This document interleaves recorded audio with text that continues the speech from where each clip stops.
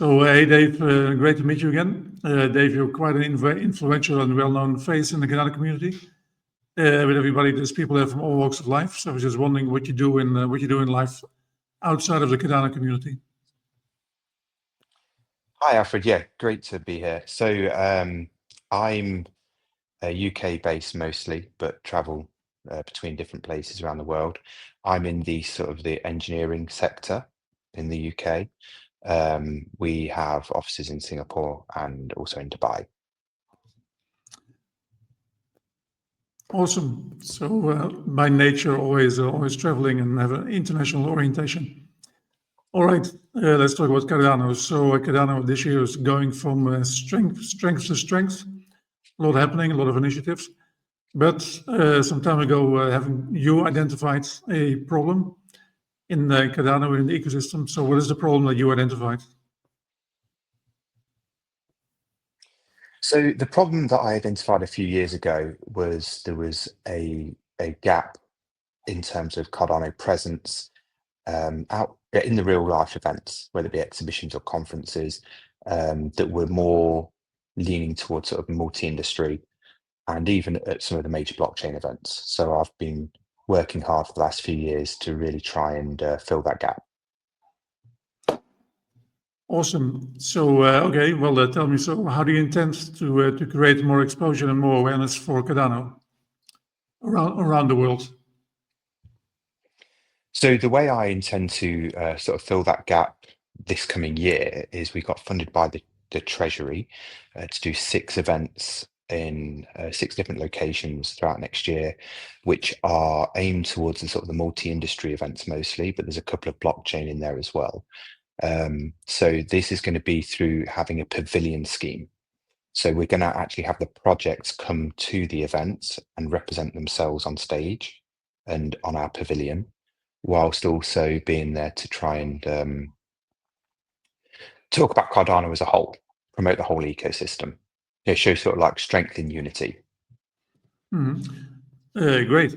Well, I mean, now, as we know, it's also possible to get funding from the Treasury and projects like Catalyst. So how do you know that if you're going to go to one event around the world, that somebody else from the Cardano community isn't going to show up and do the same?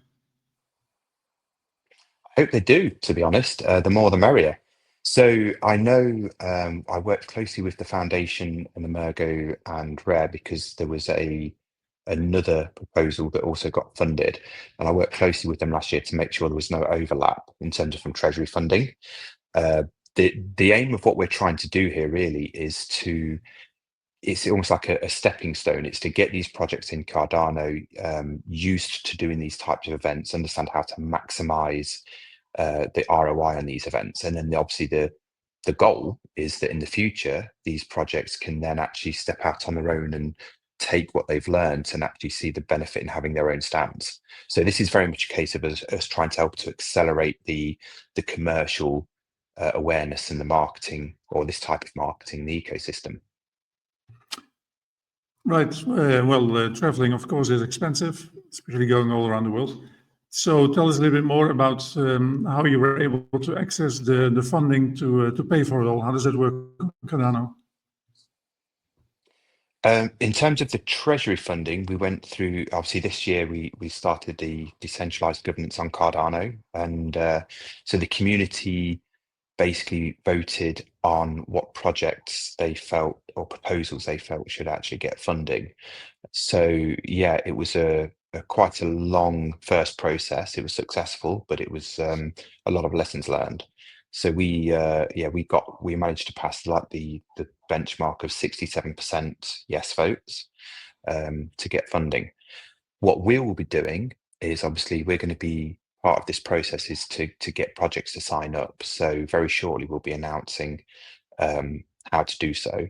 But effectively, it's going to be open for everyone to apply for.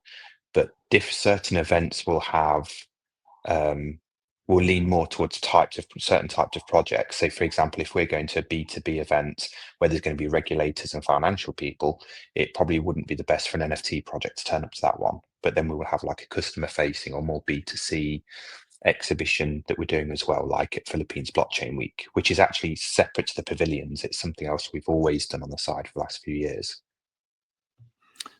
Interesting. So, well, this is now going to keep you going, I'm guessing maybe for 1 year or 1 season. And then maybe after the funding runs out, will you then apply again?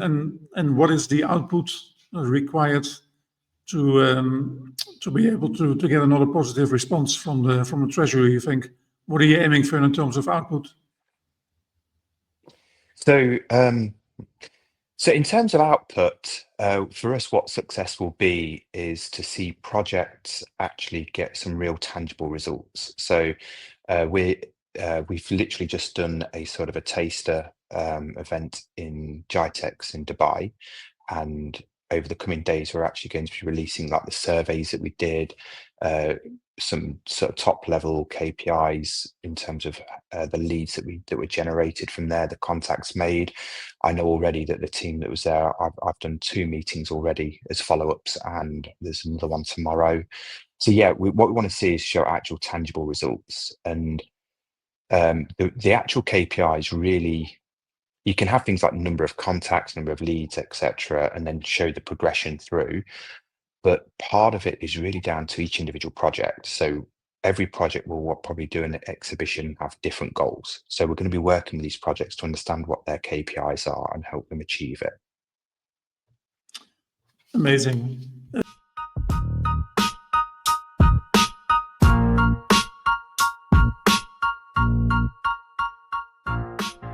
What is the next event that you will be attending and where you will have a pavilion? So the next event, or the first actual pavilion event that we have, is at TechX in London in February. I think it's February the 4th and 5th. So yeah, again, in the next week or two, we're going to start actually trying to get projects to sign up for that. So it'll all be on our Twitter pages, YouTube, TikTok, Facebook, everywhere, just trying to get projects to sign up. So yeah, really looking forward to it. What would you tell anybody perhaps watching this, or also anybody that you meet in all these events, that has interest in joining the Cardano ecosystem or community? What would be your message to them? For joining the ecosystem in general? Yes, I mean, if you talk to somebody about Cardano and say, well, we're Cardano, we're doing this. Yeah, got you. And then they ask you, okay, so how can I take part of this? What would you tell them? I would tell them that, if somebody asks me why Cardano, why should we join Cardano? I would say that we have absolutely vibrant, committed, passionate group of community members that will really do everything they can to help bring success to the chain, not just for themselves, but for everyone around them. So really supportive ecosystem, and it goes beyond the community. There's also things like Catalyst and the Treasury. There's the Academy that the CF run. There's so much support out there that there really is there's no more better place for inspiration and opportunity than Cardano. Mm-hmm. And to round off this interview, where would you like Cardano to be in 5 years from now? In 5 years from now, I'd like to see Cardano really making a difference around the world as per the original plan. Bringing equality, bringing opportunity to the people that currently don't really have that. Whether that be in Africa or the Philippines or anywhere in Asia where they don't have access to the same infrastructure and database support. I think that's a worthy goal to aspire to, and I'm definitely hoping to come along on the journey. Dave, great pleasure to talk to you, and I guess we might bump into each other at one of the next events. I'm hoping so, Alfred. It'd be great to see you in person and have a drink with you as well. Will do. See you. Thank you. Goodbye. Bye.